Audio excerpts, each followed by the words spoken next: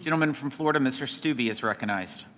Thank you, Mr. Chairman. On January 30th of this year, a Cochrane report was released, and it found that for, and I quote, medical or surgical masks, and in a separate analysis for N95P2 respirators, and I quote again, compared with wearing no mask in the community studies only, wearing a mask may have little to no difference in how many people caught a flu-like illness or COVID-like illness. Are you aware of the analysis that I'm referencing? Congressman, I've heard of a lot of analysis. I know at the end of the day, wearing a mask has helped keep Americans alive. Well, not according to the Cochrane. The medical and surgical mask analysis reviewed 9 studies and over 276,000 people. The N95P2 analysis reviewed 5 studies and over 8,400 people.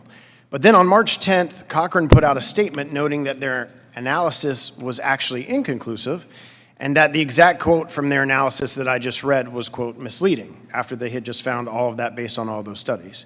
So it's clear that somebody in the administration or somebody somewhere influenced Cochrane's attempt to backtread from their previous findings 3 months prior.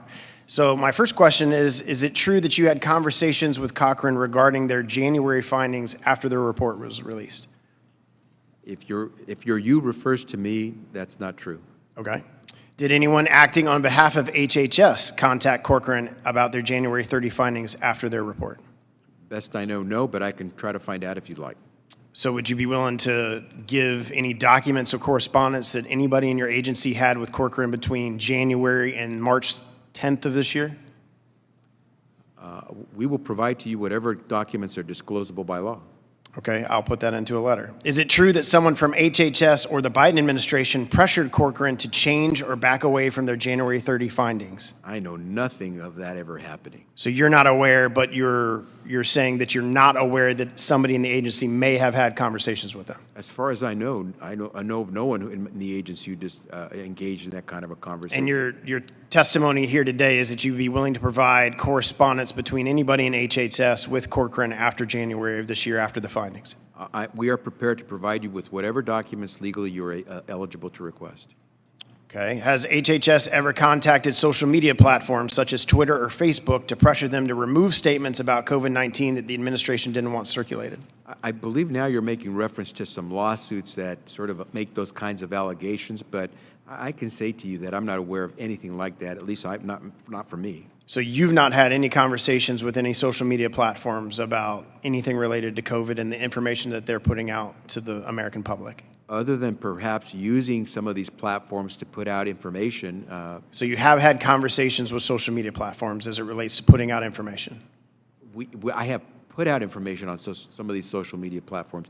I have not had conversations with the representatives or the leaderships of these platforms trying to influence them to do one thing or the other.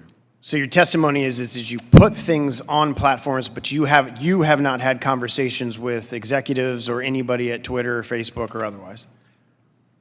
Now you're stretching it. Have I ever had conversations? No, I'm following up on your testimony. Okay, so the answer is there may have been occasions for me to have conversations with executives from any of those media platforms on any number of subjects.